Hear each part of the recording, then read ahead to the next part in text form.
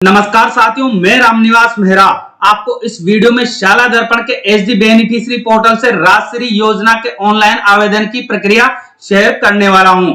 तो प्रक्रिया बताने से पहले साथियों, मेरा आपसे छोटा सा निवेदन रहेगा कि यदि आप चैनल पर नए हैं तो चैनल को सब्सक्राइब करके घंटी वाले बेल आइकन को दबाकर ऑल पर भी प्रेस कर लीजिएगा, क्योंकि जब भी मेरी इसी प्रकार की कोई नवीन वीडियो आएगी तो उसकी नोटिफिकेशन आपको सबसे पहले मिल जाएगी और उस वीडियो का लाभ आपको मिलेगा। तो चलिए साथियों, देखते हैं राजश्री योजना में आवेदन करने की संपूर्ण प्रक्रिया स्टेप बाय स्टेप। राजश्री योजना में आवेदन करने के लिए आपको आपके सिस्टम में जो क्रोम ब्राउजर होता है उसको सबसे पहले ओपन कर लेना है। जैसे आप ओपन करेंगे इस तरह का इंटरफेस आपके सामने आ जाएगा। अब आपको यहाँ पर लिखना है शाला दर्पण, जैसा मैंने लिखा हुआ है ऐसा शाला दर्पण आपको लिख लेना है।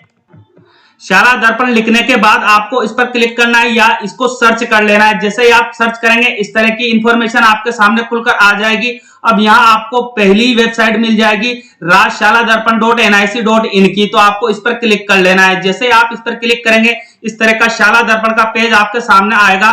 तो आपको यहाँ नीचे की ओर आना है। यहाँ नीचे की ओर आपको कुछ रनिंग टैब दिखाई देंगे। यहाँ आपको मिल जाएगा एचडी बेनिफिशियरी स्कीम पोर्टल, तो आपको इस पर क्लिक कर लेना है। जैसे आप इस पर क्लिक करेंगे आपके सामने एचडी बेनिफिशियरी पोर्टल खुलकर आ जाएगा। अब आपको यहाँ कोने में जहां मैं बता रहा हूं यहाँ आपको लॉगिन का ऑप्शन मिलेगा। और साथियों, ये ऑप्शन आपको नहीं मिलता है यदि आप मोबाइल से वर्क कर रहे हैं। तो आपको यहाँ जो 3 डॉट मिलेगी उन 3 डॉट पर क्लिक कर लेना है। और जैसे आप यहाँ क्लिक करेंगे आपको यहाँ डेस्कटॉप साइट का ऑप्शन मिलेगा। हालांकि मैं ऑलरेडी लैपटॉप पर वर्क कर रहा हूं तो वो ऑप्शन मुझे यहाँ अवेलेबल नहीं कराया हुआ है। तो जो आपको डेस्कटॉप साइट का वहां ऑप्शन मिल जाएगा उस पर आपको क्लिक कर लेना है। आपका जो सिस्टम है डेस्कटॉप की तरह कार्य करने लगेगा और इस तरह का पेज आपके सामने खुलकर आ जाएगा।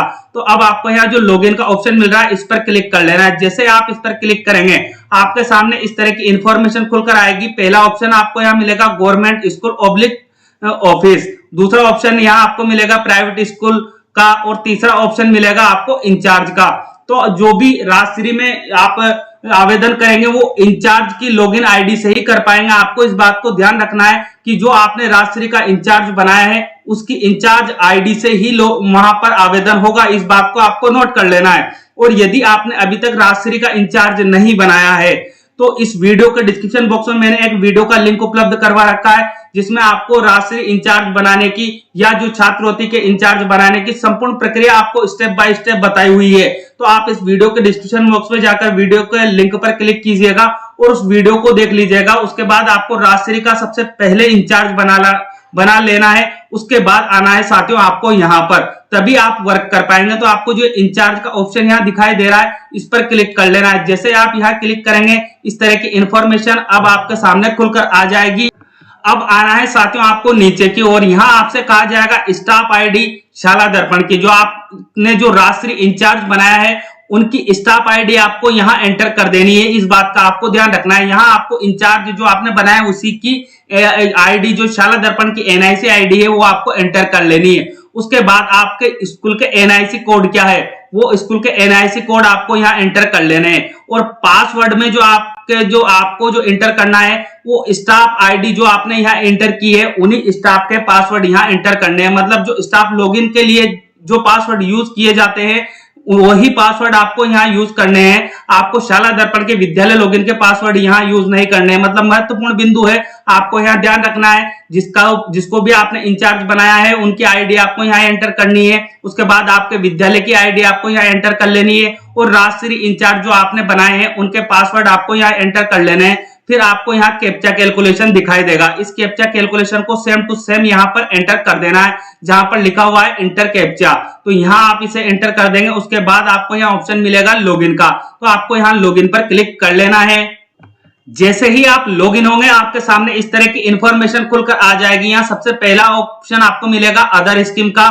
तो इस ऑप्शन पे साथियों अभी मैं आपको कार्य करना नहीं सिखा रहा हूं, इसलिए मैं यहाँ इस बिंदु पर डिस्कस आपके साथ नहीं करूंगा। अंतिम ऑप्शन आपको यहाँ मिलता रहेगा स्कॉलरशिप प्री मैट्रिक और पोस्ट मैट्रिक का ऑप्शन आपको यहाँ पर मिल जाएगा। तो यदि आप प्री मैट्रिक और पोस्ट मैट्रिक स्कॉलरशिप के लिए आवेदन करना चाहते हैं तो यहाँ क्लिक कीजिएगा। इससे संबंधित वीडियो भी मैंने पहले ही आपकी सहायतार्थ जारी कर दिया है जिसमें आपको स्टेप बाय स्टेप संपूर्ण जानकारी दी है कि आपको स्कॉलरशिप के लिए आवेदन कैसे करना है। वो प्रक्रिया मैंने पहले ही चैनल पर आपकी सहायता हेतु उपलब्ध करवा दी है। यदि आपको उस वीडियो की आवश्यकता है, आपने उस वीडियो को नहीं देखा है, तो इस वीडियो के डिस्क्रिप्शन बॉक्स में मैंने उस वीडियो का लिंक भी उपलब्ध करवा दिया है। तो आप डिस्क्रिप्शन बॉक्स में जाकर स्कॉलरशिप है तो यदि आप आवेदन कर रहे हैं तो उस वीडियो की सहायता लीजिएगा।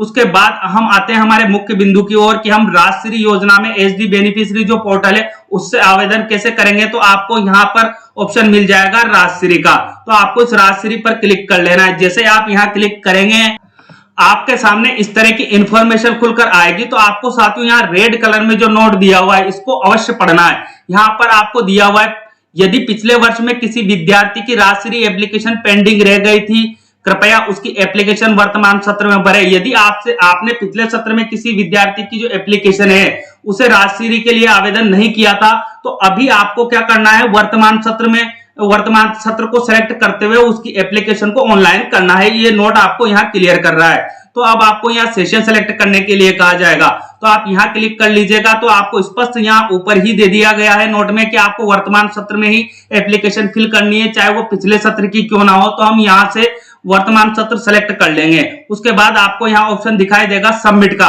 तो आपको सबमिट पर क्लिक कर लेना है। अब आपके सामने इस तरह का पेज ओपन होगा। तो यहाँ आपको कोने में देखना है मुख्यमंत्री राजश्री योजना विज्ञप्ति जो है। तो आप राजश्री योजना, मुख्यमंत्री की जो राजश्री योजना है उसके बारे में डिटेल जानकारी चाहते हैं, तो आप यहाँ क्लिक करके आपको जो एक पीडीएफ फाइल डाउनलोड होगी उसमें संपूर्ण डिटेल दी गई है। तो वो जानकारी आप यहाँ क्लिक करके उस फाइल को डाउनलोड करके जान सकते हैं। साथियों मैं यहाँ आपको पूरा डिटेल में विज्ञप्ति डाउनलोड करके उसको नहीं बताऊंगा क्योंकि वीडियो ज्यादा लंबी होगी। मैं सीधे आपको यहाँ बता देता हूं कि आपको अप्लाई कैसे करना है, स्टूडेंट का फॉर्म कैसे ऑनलाइन करना है राजश्री के लिए।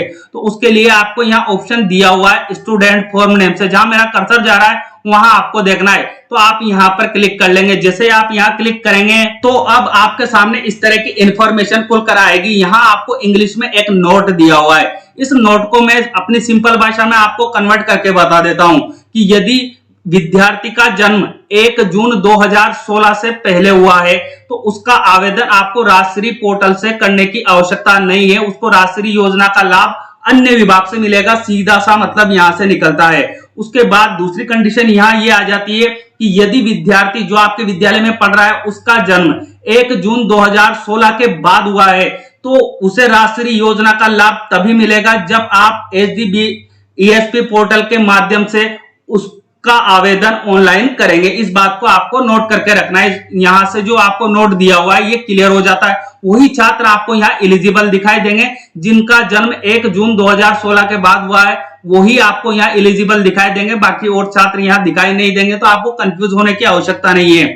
उसके बाद आपको दूसरी चीज यहाँ क्या ध्यान रखनी है कि जिस भी विद्यार्थी का आप राजश्री योजना के लिए जो आवेदन कर रहे हैं उसका फॉर्मेट 9 या यूं कहें प्रपत्र 9 आपको शाला दर्पण के विद्यालय लॉगिन से पूरी तरह से कंप्लीट करना होगा। तो यदि आपने विद्यार्थी का फॉर्मेट 9 कंप्लीट नहीं किया है तो सबसे पहले आप शाला दर्पण को लॉगिन करके विद्यार्थी का फॉर्मेट 9 कंप्लीट कर लीजिएगा। तीसरी चीज जो आपको यहाँ ध्यान रखनी है वो ये है कि शाला दर्पण के विद्यालय लॉगिन पर ही एक टैब उपलब्ध है विद्यार्थियों के लिए लाभकारी योजनाएं। तो उस टैब की पूर्ति भी आपको करनी होगी। सबसे पहले आपको उस टैब को पूरी तरह से कंप्लीट कर लेना है। यदि आपको उस टैब पर कार्य करने में किसी प्रकार की समस्या आती है तो इस वीडियो के डिस्क्रिप्शन बॉक्स में मैंने वीडियो का लिंक उपलब्ध करवा दिया है। आप उस वीडियो की सहायता लेकर विद्यार्थियों के लिए लाभकारी योजनाएं टैब की पूर्ति कर सकते हैं।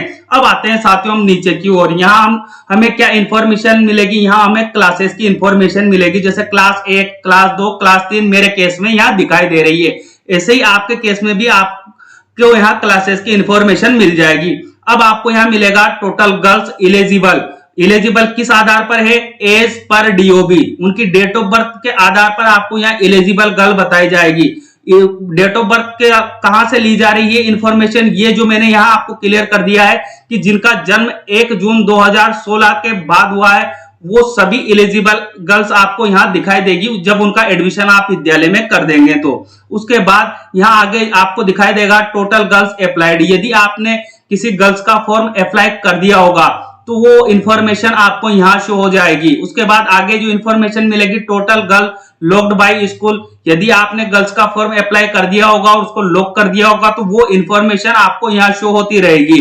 आगे यहाँ क्या इंफॉर्मेशन मिलेगी आपको, total girls locked by PO. तो यदि आपके पीओ महोदय द्वारा आपने जो फॉर्म यहाँ लॉक किया है उसको आपके पीओ महोदय ने भी लॉक कर दिया है, तो वो इंफॉर्मेशन आपको यहाँ पर शो हो जाएगी। आगे यहाँ इंफॉर्मेशन मिलेगी total girls rejected by PO. यदि आपने आवेदन किया है और किसी कारण से पीओ महोदय द्वारा उनको लगता है कि आपने गलत आवेदन कर दिया है और उनके द्वारा फॉर्म को रिजेक्ट कर दिया गया है, तो वो इंफॉर्मेशन आपको यहाँ शो होगी। उसके बाद total girls rejected by DO, तो यहाँ अंत में आपको वो इंफॉर्मेशन शो होगी कि यदि आपने किसी विद्यार्थी का आवेदन राष्ट्रीय योजना के लिए किया है और डीओ ऑफिस से उसको जो है रिजेक्ट कर दिया गया है किसी कारणवश, या तो उसमें फॉर्म में कोई कमी है या और अन्य कोई कारण है, आपको रिमार्क भी दिखाई देगा। जब वो रिजेक्ट करेंगे तो वहां नीचे आपको रिमार्क भी दिखाई देगा। तो यदि डीओ महोदय द्वारा जो है फॉर्म को रिजेक्ट कर दिया गया होगा तो उसकी इंफॉर्मेशन आपको यहाँ शो हो जाएगी। तो साथियों ये तो आपका था पैनल जिसको आपको समझना था। अब मैं आपको बताता हूं कि आपको अप्लाई कैसे करना है। जैसे मैं यहाँ कक्षा 3 ले रहा हूं, आपको एग्जांपल के रूप में बता रहा हूं मैं यहाँ पर, आप कोई सी भी कक्षा ले सकते हैं। तो आप जब कक्षा 3 है, इसके सम्मुख इलिजिबल स्टूडेंट की इंफॉर्मेशन मुझे मिल रही है जैसे 1, ऐसे ही आपको भी जिस भी कक्षा के विद्यार्थी की आप अप्लाई करना चाहेंगे उसकी इंफॉर्मेशन मिलेगी। तो आपको जो ये नंबर यहाँ दिखाई देंगे इन्हीं पर क्लिक कर लेना है। जैसे आप इन पर क्लिक करेंगे और फिर आएंगे साथियों नीचे की ओर, तो आपको इस तरह की इंफॉर्मेशन यहाँ दिखाई देगी। यहाँ विद्यार्थी का नेम आपको डिस्प्ले हो जाएगा, फादर नेम यहाँ डिस्प्ले हो जाएगा, मदर नेम डिस्प्ले हो जाएगा, एसआर नंबर विद्यार्थी का क्या है वो डिस्प्ले होगा, क्लास और सेक्शन क्या है वो डिस्प्ले हो जाएगा, और उसके बाद विद्यार्थी की डेट ऑफ बर्थ आपको यहाँ से डिस्प्ले होगी। अब आपको यहाँ देखना है स्टेटस में हमने अप्लाई नहीं किया है इसलिए आपको यहाँ पेंडिंग दिखाई देगा। यदि आपने भी अप्लाई नहीं किया होगा तो आपको भी यहाँ पेंडिंग का ऑप्शन मिलेगा। उसके बाद अगला जो ऑप्शन यहाँ दिया जाएगा आपको एप्लीकेशन एक्शन, यही इंपॉर्टेंट है साथियों यहाँ पर कि आप जिस भी विद्यार्थी को फॉर्म को अप्लाई कर रहे हैं तो उसके लिए आपको यहाँ क्लिक करना होगा। यहाँ दिया हुआ है व्यू एंड फिल, तो आपको इस ऑप्शन पर क्लिक कर लेना है। आप यदि आप फॉर्म को फिल करना चाहते हैं और आगे भेजना चाहते हैं राष्ट्रीय योजना के लिए तो आप जैसे ही यहाँ क्लिक करेंगे तो आपके सामने इस तरह की इंफॉर्मेशन खुलकर आएगी। विद्यार्थी से संबंधित सारी इंफॉर्मेशन आपको यहाँ डिस्प्ले हो जाएगी, जैसे विद्यार्थी का name, SR number, class, section, DOB, mobile number, उसके बाद मदर का नेम आपको यहाँ डिस्प्ले होगा, फादर का नेम आपको यहाँ डिस्प्ले हो जाएगा। अब साथियों यहाँ पर इंपॉर्टेंट चीज आपको दिखाई दे रही होगी, जैसा PCTS ID not update yet, आपको सबसे पहले विद्यार्थी की पीसीटीएस आईडी अपडेट करनी होगी। जो भी उसकी पीसीटीएस आईडी है वो अपडेट होगी, तो यहाँ आपको पीसीटीएस आईडी दिखाई देने लगेगी विद्यार्थी की। वो आगे मैं अभी प्रक्रिया बताने वाला हूं कि आपको यहाँ अपडेट कैसे करना है, तो आप वीडियो को बिना स्किप किए देखते रहिएगा। उसके बाद यहाँ आपको कास्ट रिलीजन विद्यार्थी की डिस्प्ले हो जाएगी और एडमिशन डेट आपको यहाँ डिस्प्ले होती रहेगी। अब आपको यहाँ देखना है साथियों, यहाँ आपको एक इंग्लिश में राष्ट्रीय स्कीम के बारे में आपको पीसीटीएस आईडी सर्च करने में जो दिक्कत आती है उस दिक्कत का आपको सॉल्यूशन बताया गया है, वो इंग्लिश में बताया गया है। आप जिस भी विद्यार्थी का आवेदन राष्ट्रीय योजना के लिए कर रहे हैं, यदि आपके पास विद्यार्थी की पीसीटीएस आईडी नहीं है परंतु उसकी मदर की पीसीटीएस आईडी आपके पास है, जैसे एग्जांपल के रूप में आपको यहाँ बताया गया है, आपको यहाँ पीछे देखना है जिसे 4-9 लिखा हुआ है। और यदि आपके पास विद्यार्थी की पीसीटीएस आईडी नहीं है तो आपको क्या करना है, 4 सेम जो ममता कार्ड पर जो पीसीटीएस आईडी उसकी लिखी हुई है उसको सेम टू सेम लिखना है। ऐसा यहाँ कहा जा रहा है, कहां तक लिखना है, 4-9 तक लिखना है। उसके बाद यदि वह पहली बालिका है, 1 नंबर की बालिका है, तो आपको यहाँ 01 लिख देना है।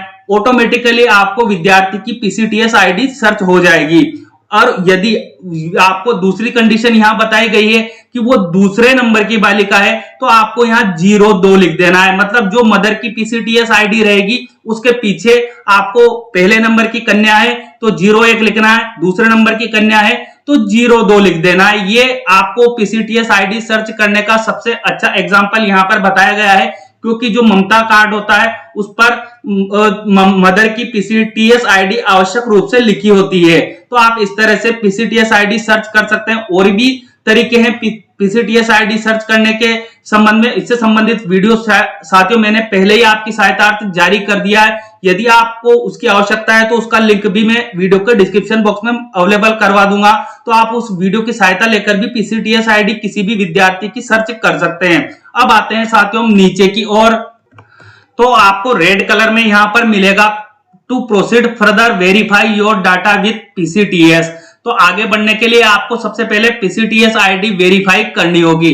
तो यदि आपके पास मैंने जो यहाँ ऊपर आपको बताया है एग्जांपल, उस रूप में आपके पास पीसीटीएस आईडी है, तो आप यहाँ पीसीटीएस आईडी लिखकर उसको गेट डेटा फ्रॉम पीसीटीएस करेंगे तो आपको अगली इंफॉर्मेशन मिल जाएगी, वो भी मैं बताऊंगा साथियों। उससे पहले मैं आपसे यहाँ दूसरे बिंदु पर डिस्कस करना चाहता हूँ। यदि आपके पास पीसीटीएस आईडी नहीं है, ऐसी कंडीशन में आपको यहाँ दिया हुआ है गेट पीसीटीएस आईडी, तो आपको यहाँ पर क्लिक कर लेना है। जैसे आप यहाँ पर क्लिक करेंगे, शाला दर्पण कुछ टाइम प्रोसेस करेगी और इस तरह की इंफॉर्मेशन आपके सामने लेकर आ जाएगी। अब आप जो पीसीटीएस आईडी है विद्यार्थी की, उसे कैसे ढूंढना चाहते हैं, उसके लिए आपको यहाँ बहुत सारे ऑप्शन दिए हुए हैं। जैसे पहला ऑप्शन दिया हुआ है बाय मदर्स जन आधार। यदि आपके पास उसकी माँ का जन आधार है तो आप यहाँ पर क्लिक कर लेंगे। जैसे आप यहाँ क्लिक करेंगे, आपके सामने इस तरह की इंफॉर्मेशन खुलकर आ जाएगी। यहाँ मदर जन आधार आपको एंटर कर लेना है और डीओबी यहाँ पर एंटर कर लेनी है। किसकी आपको डीओबी यहाँ पर एंटर करनी है? वो चाइल्ड, जिस भी विद्यार्थी का आप फॉर्म अप्लाई कर रहे हैं उसकी डेट ऑफ बर्थ आपको यहाँ पर एंटर करनी है। साथियों इस बात को आपको ध्यान रखना है कि जनाधार नंबर तो आप यहाँ एंटर करेंगे, विद्यार्थी की डेट ऑफ बर्थ आप यहाँ एंटर कर लेंगे। यदि ये चीज भी आपके पास अवेलेबल नहीं है तो आप मदर के आधार के थ्रू भी विद्यार्थी की पीसीटीएस आईडी जान सकते हैं। तो आप यदि आपके पास मम्मी का आधार है तो आप यहाँ पर क्लिक करेंगे। जैसे ही आप यहाँ क्लिक करेंगे आपके सामने इस तरह की इंफॉर्मेशन आ जाएगी। यहाँ आपसे कहा जाएगा इंटर मदर आधार, तो मदर का आधार यहाँ आपको एंटर कर देना है। उसके बाद बच्चे की आपको जन्म तिथि यहाँ एंटर करनी है, मतलब विद्यार्थी की जन्म तिथि आपको यहाँ एंटर कर लेनी है। उसके बाद गेट डेटा फ्रॉम पीसीटीएस आपको कर लेना है। और यदि ये इंफॉर्मेशन भी आपके पास नहीं है तो आपको यहाँ अगला ऑप्शन अवेलेबल करवाया हुआ है बाय मदर्स मोबाइल नंबर। यदि माँ के मोबाइल नंबर आपके पास है तो आप यहाँ पर क्लिक कर लेंगे। उसके बाद इसी तरह का आपके सामने पेज खुलकर आ जाएगा। यहाँ आपको उसकी मदर के मोबाइल नंबर एंटर कर लेने हैं। उसके बाद विद्यार्थी की आपको डेट ऑफ बर्थ यहाँ एंटर कर लेनी है और फिर वही आपको ऑप्शन मिलेगा गेट पीसीटीएस डेटा का, तो आप यहाँ पर क्लिक कर लीजिएगा। निश्चित है कि पीसीटीएस डेटा फाउंड हो जाएगा उसका। यदि फिर भी आपको पीसीटीएस डेटा फाउंड नहीं होता है तो आपके पास आखिरी ऑप्शन आपको यहाँ मिलता है बाय बैंक अकाउंट नंबर। तो जो उसकी पहली किस्त और दूसरी किस्त जिस बैंक अकाउंट में आई है वो बैंक अकाउंट नंबर आप विद्यार्थी के अभिभावक से लीजिएगा। उसके बाद आप यहाँ पर क्लिक कीजिएगा तो यहाँ पर वो बैंक अकाउंट नंबर आप एंटर कर देंगे। उसके बाद आपसे वही यहाँ कहा जा रहा है एंटर चाइल्ड डीओबी, आपको विद्यार्थी की डेट ऑफ बर्थ यहाँ एंटर कर लेनी है। उसके बाद आपको यहाँ ऑप्शन मिलेगा गेट डेटा फ्रॉम पीसीटीएस, तो आपको इस पर क्लिक कर लेना है। मतलब इतने सारे ऑप्शन आपको यहाँ अवेलेबल करवा दिए गए हैं एसडीबीएसपी पोर्टल द्वारा कि आप विद्यार्थी की पीसीटीएस आईडी बड़ी आसानी से ढूंढ सकते हैं। पहला एग्जांपल आपको यहाँ बताया कि आपको पीसीटीएस आईडी कैसे सर्च करनी है, 0102 लगाकर पीसीटीएस आईडी आप एंटर कर सकते हैं।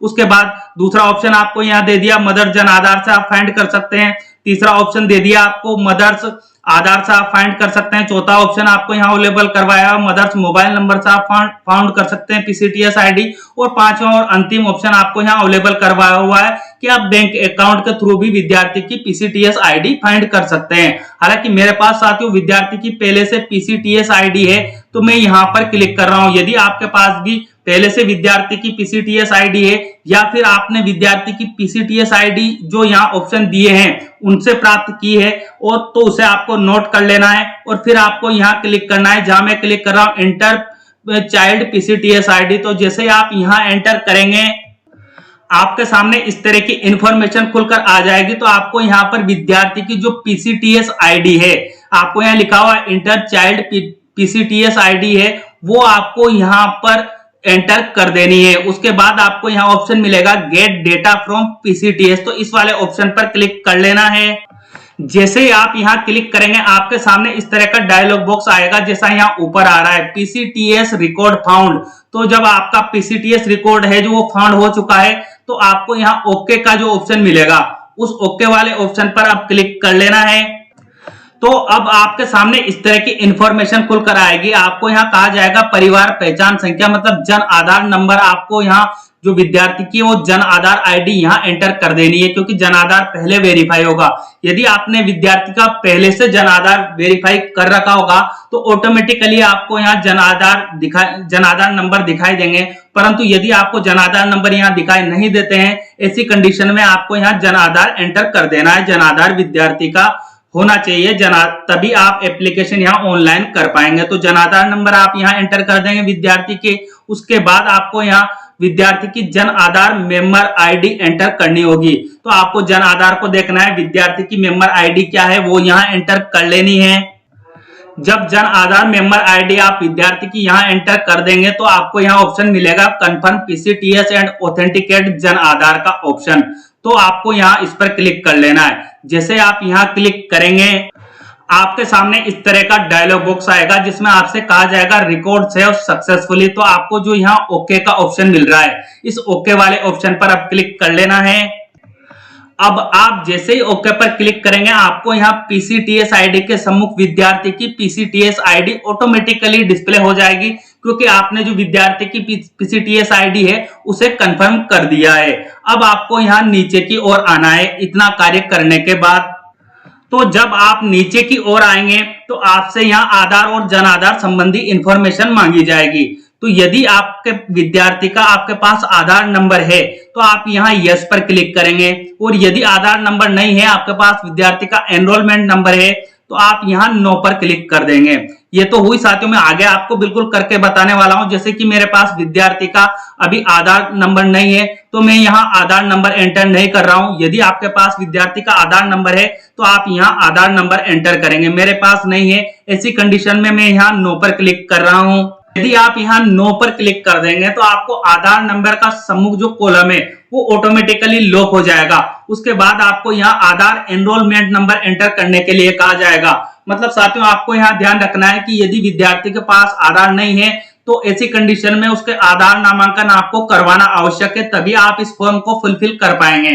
तो आपको यहाँ जो उसके आधार के जो एनरोलमेंट नंबर है, जैसे मैंने लिखे हुए हैं, आधार एनरोलमेंट नंबर में ओब्लिक भी होता है तो आपको ओब्लिक भी लगा देना है, और यहाँ आधार एनरोलमेंट नंबर एंटर कर लेने हैं। और यदि आपके पास विद्यार्थी का आधार नंबर है तो कोई दिक्कत है ही नहीं, आपको यहाँ इस पर क्लिक कर लेना है, यहाँ विद्यार्थी का आधार नंबर एंटर कर लेने हैं। उसके बाद अगली इंफॉर्मेशन आपको यहाँ देनी है, इज पेरेंट्स अलाइव। यदि उसके माता पिता, विद्यार्थी के माता पिता जिंदे हैं तो आप यहाँ यस पर क्लिक करेंगे, और यदि माता पिता जिंदे नहीं है ऐसी कंडीशन में आप यहाँ नो पर क्लिक कर सकते हैं। मेरे केस में जो जिस विद्यार्थी का मैं फॉर्म फुलफिल कर रहा हूँ उसके माता और पिता दोनों जिंदे हैं, तो मैं यहाँ यस पर क्लिक कर रहा हूँ। ये डिपेंड करेगा आपके विद्यार्थी के ऊपर। उसके बाद आगे जो आपको यहाँ एड्रेस एंटर करने के लिए कहा जाएगा तो आप विद्यार्थी का पूरा एड्रेस यहाँ एंटर कर दीजिएगा। फिर नीचे आपको जन आधार नंबर ऑटोमेटिकली यहाँ डिस्प्ले होते रहेंगे, क्योंकि आपने ऊपर जन आधार को अभी वेरीफाई किया है। उसके बाद विद्यार्थी की जन आधार मेंबर आईडी यहाँ ऑटोमेटिकली आपको डिस्प्ले होती रहेगी। अब आना है साथियों आपको नीचे की ओर, जहां पर आपको बैंक संबंधी इंफॉर्मेशन देनी होगी। भाई जो पेमेंट आएगा वो कौन से बैंक अकाउंट में आएगा वो इंफॉर्मेशन आपको यहाँ देनी होगी। तो उसके लिए आपको यहाँ दो ऑप्शन दिए हुए हैं। यदि विद्यार्थी का स्वयं का बैंक अकाउंट जन आधार में ऐड है, आपको इस बात को ध्यान रखना है, विद्यार्थी का बैंक अकाउंट है तो आप यहाँ एंटर नहीं कर पाएंगे। यहाँ ऑटोमेटिकली जो सूचना आएगी ऑटोमेटिकली आएगी। तो आपको इस बात का ध्यान रखना है कि यदि विद्यार्थी का ये बैंक अकाउंट नंबर है तो आपको सबसे पहले विद्यार्थी के जन आधार में उस बैंक अकाउंट को अपडेट करवाना होगा, तभी यहाँ वो इंफॉर्मेशन आएगी। आप यहाँ लिख नहीं सकते। और यदि विद्यार्थी का जो बैंक अकाउंट है वो नहीं है, ऐसी कंडीशन में आपको यहाँ दूसरे नंबर पर ऑप्शन अवेलेबल करवाया हुआ है कि नो फैमिली हेड। तो यदि विद्यार्थी का रहेगा तो आप यहाँ यस पर क्लिक कर लेंगे, और यदि विद्यार्थी का नहीं रहेगा तो नो फैमिली हेड वाला ऑप्शन आपको चुनना है। तो जैसे ही आप यहाँ क्लिक करेंगे आपके सामने कुछ टाइम शाला दर्पण या एचडीबीएसपी पोर्टल जो है वो प्रोसेस करेगा, और ऑटोमेटिकली आपके यहाँ शो हो जाएगा। अकाउंट होल्डर का नेम आपको यहाँ डिस्प्ले हो जाएगा, बैंक के आईएफएससी कोड ऑटोमेटिकली यहाँ डिस्प्ले होंगे, बैंक नेम आपको ऑटोमेटिकली यहाँ डिस्प्ले हो जाएगा, और यहाँ आपको दिखाई देगा फैमिली हेड का अकाउंट है। यहाँ सेल्फ अकाउंट पर ये नहीं रहेगा, फैमिली हेड का अकाउंट है। अकाउंट नंबर आपको यहाँ डिस्प्ले हो जाएगा, बैंक ब्रांच का है वो यहाँ डिस्प्ले हो जाएगी। ये जो डेटा उठाया जाएगा यहाँ पर आपको इस बात का ध्यान रखना है कि ये डेटा जन आधार से आएगा। जन आधार में जो भी बैंक अकाउंट उसके अभिभावक ने ऐड करवा रखे होंगे विद्यार्थी के, वो बैंक अकाउंट की डिटेल आपको यहाँ दिखाई देगी। उसके बाद इतना कार्य करने के उपरांत आपको आना है साथियों नीचे की ओर, जहां आपको दस्तावेजों की जानकारी देनी होगी। कौन कौन से दस्तावेज की आवश्यकता आपको होगी, यहाँ पर पहले नंबर पर यहाँ क्लिक करना है पीसीटीएस कार्ड कॉपी। आपके पास विद्यार्थी की जो पीसीटीएस आईडी है उसके कार्ड की कॉपी यहाँ आपको अपलोड करनी होगी, तो आपको यहाँ क्लिक कर लेना है। उसके बाद child living not more than 2 child certificate आपको यहाँ अपलोड करना होगा, मतलब 2 बच्चे से ज्यादा नहीं होना चाहिए ऐसा सर्टिफिकेट आपको यहाँ अपलोड करना होगा। तो आपको यहाँ जो चेकबॉक्स मिल रहा है इस पर क्लिक कर लेना है। उसके बाद विद्यार्थी का जन आधार भी आपको यहाँ अपलोड करना होगा, तो आपको जो ये चेकबॉक्स मिल रहा है इस पर क्लिक कर लेना है। उसके बाद पेरेंट्स डेड और एलाइव सर्टिफिकेट आपको अपलोड करना होगा, मतलब 4 डॉक्यूमेंट आपको यहाँ अपलोड करने होंगे और चारों पर आपको यहाँ इस तरह से क्लिक कर लेना है। यहाँ सब पर राइट का निशान हो जाएगा। उसके बाद आपको जो यहाँ एक फाइल चूज करनी होगी, अपलोड पीसीटीएस कार्ड कॉपी। जो पीसीटीएस कार्ड की कॉपी है वो आपको यहाँ अपलोड करनी होगी। मैक्सिमम उसकी साइज रहेगी 300 केबी में, इस बात को आपको ध्यान में रखना है। तो साथियों अब ये जो साइज है यहाँ 300 केबी से यदि आप ज्यादा कर देंगे तो यहाँ आपकी फाइल जो है वो अपलोड नहीं होगी। ऐसी कंडीशन में मैंने आपके लिए पहले से एक वीडियो बना रखा है कि यदि आप मोबाइल से किसी भी पीडीएफ फाइल की साइज रिड्यूस करना चाहते हैं, पीडीएफ फाइल बनाकर उसकी साइज रिड्यूस करना चाहते हैं, घटाना बढ़ाना चाहते हैं, तो आप मोबाइल से ही ये कार्य कर सकते हैं। आपको किसी कंप्यूटर की आवश्यकता नहीं है या लैपटॉप की आवश्यकता नहीं है। ऐसा वीडियो मैंने पहले ही आपकी सहायतार्थ चैनल पर जारी कर दिया है। यदि आपको पीडीएफ फाइल की साइज रिड्यूस करने में, घटाने या बढ़ाने में किसी प्रकार की समस्या आ रही है या पीडीएफ फाइल बनाने में दिक्कत आ रही है तो आप इस वीडियो के डिस्क्रिप्शन बॉक्स में जाइएगा, वहां मैंने उस वीडियो का लिंक आपकी सहायता हेतु अवेलेबल करवा दिया है।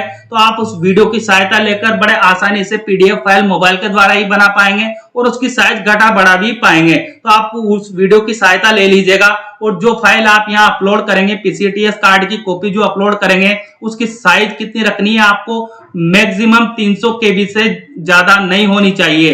तो जब आप ये फाइल बना लेंगे तो उसके बाद आपको यहाँ ऑप्शन मिलेगा चूज फाइल का, तो आपको इस ऑप्शन पर क्लिक कर लेना है। जैसे आप यहाँ क्लिक करेंगे तो ऑटोमेटिकली आपका जो सिस्टम है आपको फाइल फोल्डर में ले जाएगा और जहां भी आपने आपकी जो फाइल है पीडीएफ बनाई है वो सेव कर रखी है वहां आपको जाना है, उस पर क्लिक कर लेना है। जैसे उस पर क्लिक करेंगे आपके सामने इस तरह यहाँ उस फाइल का नेम आ जाएगा, फिर आपको जो ओपन का ऑप्शन मिलेगा इस ओपन वाले ऑप्शन पर क्लिक कर लेना है। ऑटोमेटिकली फाइल अपलोड होगी और यहाँ आपको उसका नेम दिखाई देने लगेगा।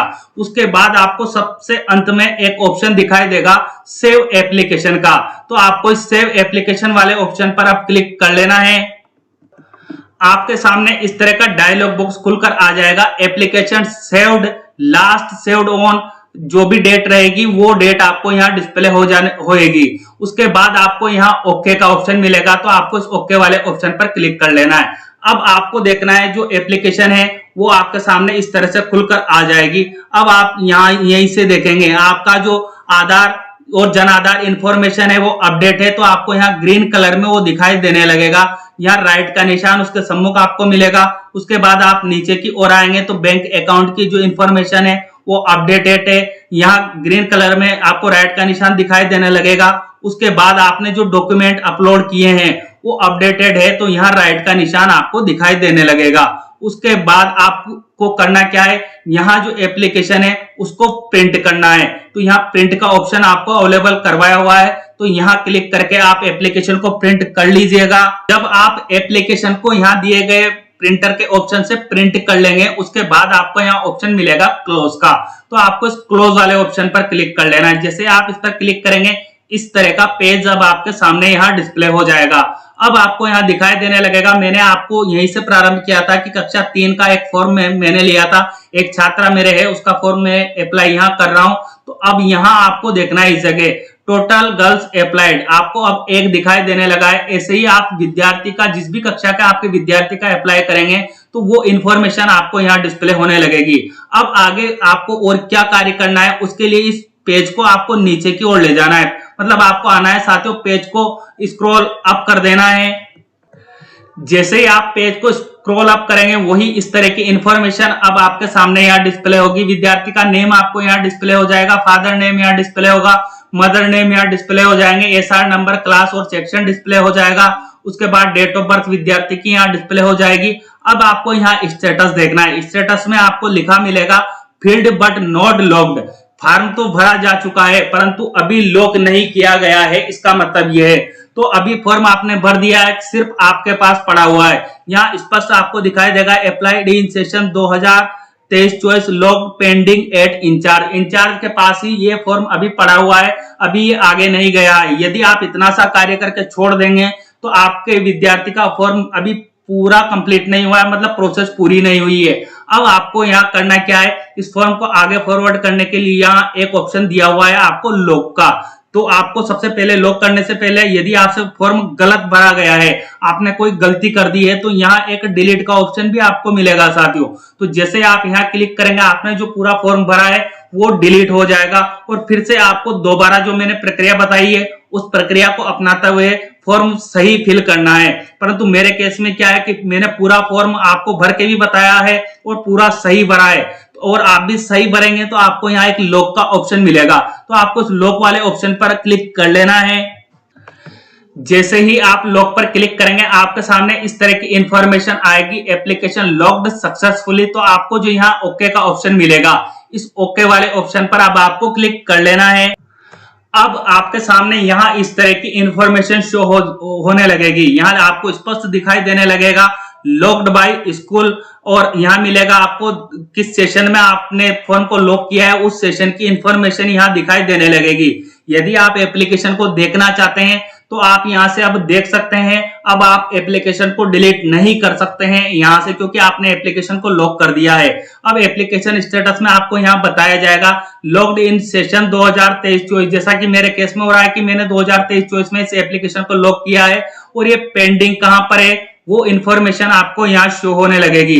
तो इस तरह साथियों आप जो शाला दर्पण का नया पोर्टल है BSP नेम से जो नया पोर्टल शाला दर्पण टीम की तरफ से तैयार किया गया है, मतलब बेनिफिशियरी स्कीम पोर्टल जो तैयार किया गया है, उस पर राजश्री योजना के जो पात्र विद्यार्थी है उनके आवेदन आसानी से कर पाएंगे। तो इस तरह साथियों शाला दर्पण के नवीन पोर्टल BSP पोर्टल या यूं कहें बेनिफिशियरी स्कीम पोर्टल से राजश्री योजना के आवेदन जो है आपको करने हैं। उम्मीद करता हूं मैंने आपको इस वीडियो में संपूर्ण प्रक्रिया स्टेप बाय स्टेप बताने का प्रयास किया है।